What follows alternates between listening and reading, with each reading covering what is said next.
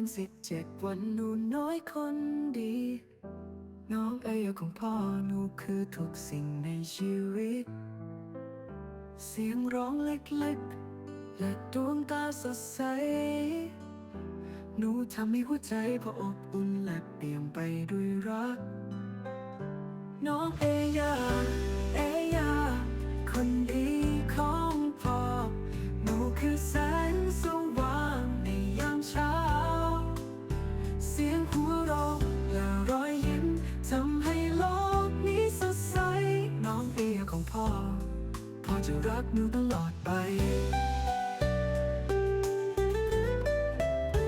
หนูเป็นนางฟ้าที่ลงมาจากฟ้า2 เดือน 17